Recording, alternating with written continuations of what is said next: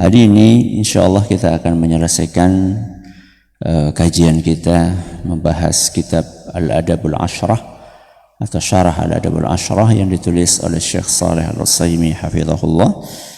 Kita akan membahas beberapa permasalahan yang tersisa dari adab berpakaian. Ada di halaman 47 Al-Mas'alatul Rabi'ah. Fadhal.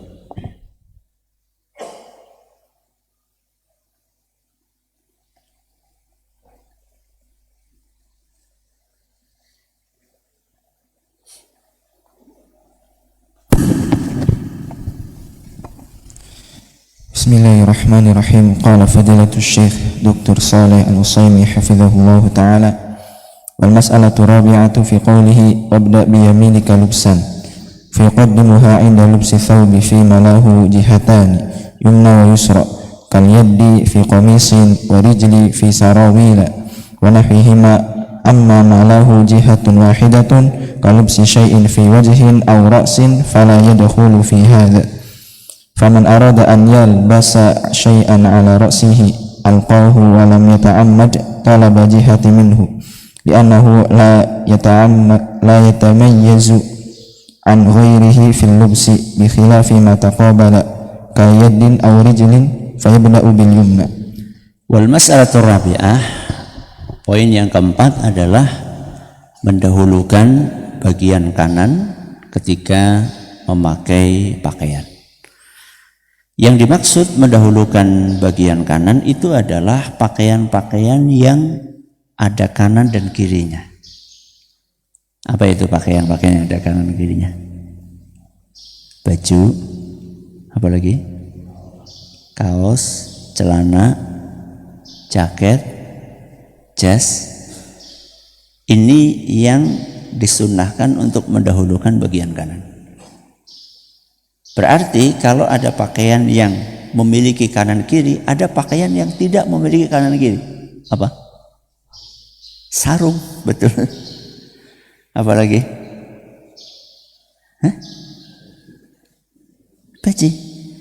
Jadi kalau pakaian-pakaian yang tidak memiliki kanan kiri, maka tidak dianjurkan memulai bagian kanan. Karena mana bagian kanannya? Peci ini bagian kanannya yang mana? Terus apa lagi tadi? Sarung. Bagian kanannya mana? Ya.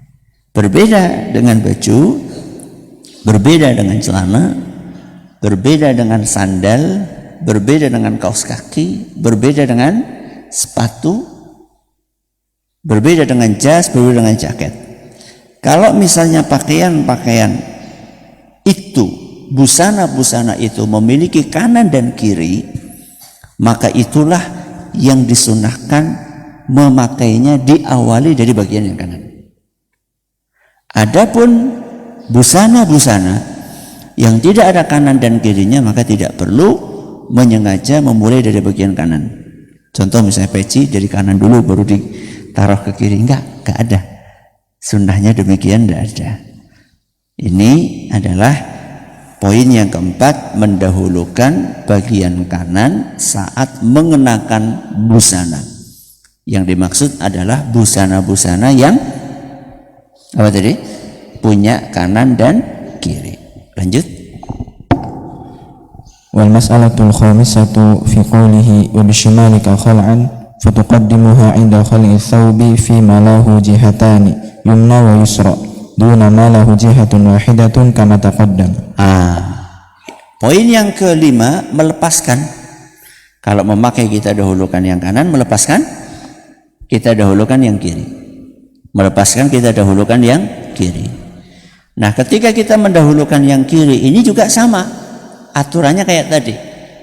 Yaitu pakaian-pakaian, busana-busana yang punya kanan dan kiri. Kalau yang enggak ada kanan kirinya seperti peci, maka enggak perlu kita menyengaja membuka yang bagian kiri dulu. Ada satu hal yang kurang diperhatikan oleh banyak dari kita, adalah ketika kita melepas sandal saat kita pengen masuk ke masjid. Ketika masuk ke masjid, Apa kaki yang didahulukan? Kanan. Ketika melepas sandal, apa yang didahulukan? Kiri. Apa yang terjadi? Apa yang terjadi kalau kita melepas kaki kiri dulu dari sandal? Kaki kiri masuk dulu. Jenengan ngerasakan enggak? Apa wis asal copot baik? Kalau misalnya kita dahulukan kaki kiri saat melepaskan sandal, kemudian kita langsung masuk ke masjid, maka yang terjadi adalah kaki kiri dulu yang masuk ke masjid. Loh, itu kan baru di pelataran Ustaz, baru di apa? Baru di teras, itu sudah masuk masjid. Itu sudah masuk masjid. Jadi bukan kok masuk masjid itu baru ketika kita masuk ke pintu, enggak. Ketika kita sudah naik ke pelataran, bukan pelataran, apa namanya? Teras. Ketika kita sudah naik ke teras, itu sudah masuk masjid. Berarti saat itu kita sudah disunahkan mendahulukan kaki kanan. Terus bagaimana caranya supaya dapat dua-duanya? Dua-duanya itu apa? Melepas sandal kiri dulu, masuk masjid kanan dulu. Gimana caranya? Lepas sandal dulu semuanya, baru naik. Berarti lepas sandal kiri terus diinjak, baru kemudian lepas kaki kanan, sandal kanan, langsung masuk. Berarti masuknya apa? Kaki kanan. Itu caranya. Dan ini kadang-kadang sebagian ribet teman. Loh, kita pengen dapat pahala kok. Pengen dapat apa? Pahala. Ya. Sama juga ketika keluar masjid juga demikian. Ketika keluar masjid, kaki apa dulu? Kiri. Ketika pakai sandal, kanan dulu kan? Kalau misalnya kita begitu keluar masjid kaki kiri langsung pakai sandal, maka pakai sandalnya akan mengawali dengan kaki kiri. Caranya sama kayak tadi. Begitu kita keluar kaki kiri, kita injak sandal kita dulu. Jangan langsung dipakai. Kemudian baru saat kita keluarkan kaki kanan itu baru kita pakaikan kemana? Ke sandal. Kelihatannya remeh, tapi dari hal-hal yang remeh ini kita berusaha untuk konsisten mengamalkan sunnah Nabi SAW. Saya kasih contoh. Salah satu sunnah dalam memakai sandal adalah tidak memakai satu sandal. Tidak memakai satu sandal. La yanta'ilu ahadukum, tidak boleh salah satu dari kalian memakai satu sandal. Maksudnya kanan tok atau kiri tok. Tapi yang dianjurkan adalah pakailah dua-duanya atau nggak lepas atau lepas sama sekali, nggak pakai sama sekali. Pilihannya ada dua, pakai dua-duanya atau lepas dua-duanya. Ini sunnah Nabi SAW. Syekh bin Baz rahimahullah pernah ditanya, Syekh, kalau misalnya sandal kita terpisah, kadang-kadang kan seperti itu kan, masuk masjid atau kita masuk rumah, yang satu di sini, yang satu di sana. Ya, entah karena ketendang, entah karena digondol kucing, entah karena apalah, pokoknya yang satu jauh. Boleh nggak kita pakai yang kanan dulu? Kita pakai dulu. Setelah itu kita jalan menuju sandal yang kiri beberapa langkah dalam keadaan kita pakai satu sandal. Padahal ada larangan dari Nabi SAW untuk pakai satu sandal. Tapi ini kasusnya cuma deket aja kan. Paling cuma 5 langkah, 10 langkah. Masa sih muter rumah kan orang kan. Itu kan paling dari sini ke sana misalnya. Dari sini ke sana. Itu kan paling ke 10 langkah lah. Kita pakai satu sandal 10 langkah. Bagian kanan tok kita pakai 10 langkah supaya nanti dapat bagian kiri. Apa kata beliau? Kata beliau kurang lebih demikian. Kalau bisa engkau meninggalkan larangan Nabi SAW, maka tinggalkan. Artinya jangan, walaupun cuma sebentar, walaupun cuma beberapa langkah saja, jangan. Yang kamu lakukan adalah ambil sandalnya yang satunya, deketin, baru kemudian pakai 2 sandal. Jadi seremeh dalam tanda kutip itu diperhatikan oleh beliau. Maka yang tadi kelihatannya kayak remeh, melepaskan sandal kiri, kemudian masuk ke masjid pakai kaki kiri, meninggalkan sunnah masuk masjid pakai kaki kanan. Atau sebaliknya, keluar masjid kaki kiri, langsung pakai sandal, meninggalkan sunnah, mendahulukan kaki kanan ketika memakai sandal. Berarti ada salah satu sunnah yang ditinggalkan. Padahal sunnah tersebut bisa jadi akan menghasilkan pahala besar yang bermanfaat buat kita nanti di akhirat. Karena kita sudah tahu ilmunya.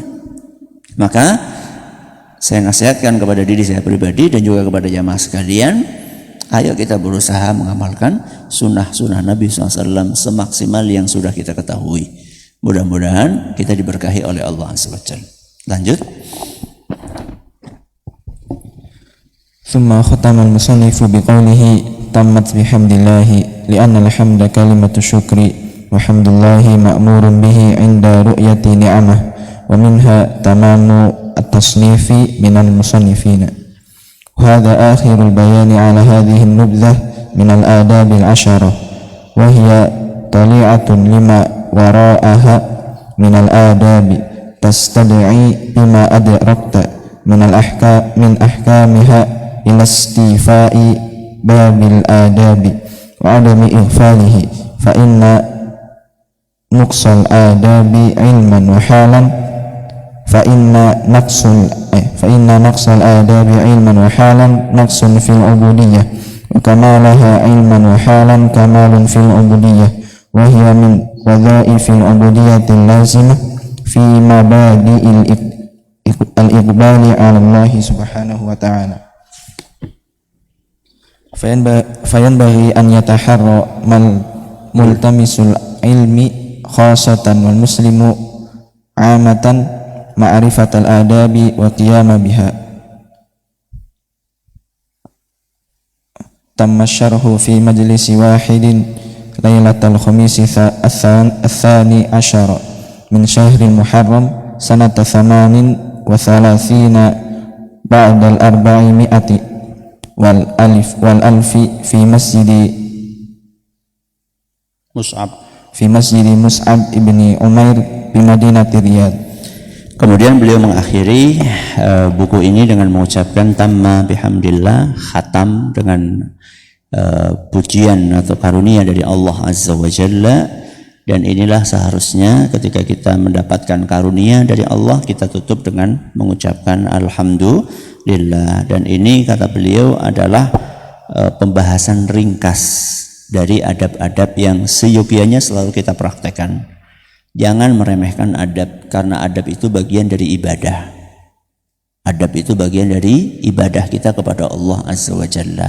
Dan orang akan dinilai kebaikannya, akan dinilai ketulusannya, kesolehannya dari adabnya. Karena itulah yang terlihat oleh mata kita. Inilah kajian kita untuk membahas syarah al-adabul asyrah. Alhamdulillah telah selesai. Dan mudah-mudahan di pertemuan berikutnya kita akan mengkaji buku yang lainnya yang terkait dengan adab. Mudah-mudahan bermanfaat bagi kita semuanya. Wallahu ta'ala a'lamu bissawab. Hari ini untuk petugas kebersihan lantai 1 ikhwan kelompok 2, lantai 2 kelompok 3, lantai 3 kelompok 1. Bagi jamaah sekalian, monggo ikut berpartisipasi menjaga kebersihan dan membersihkan masjid kita. Kita akhiri dengan doa kafaratul majlis. Subhanakallahumma bihamdika asyhadu an la ilaha illa anta astaghfiruka wa atubu ilaik. Assalamualaikum warahmatullahi wabarakatuh.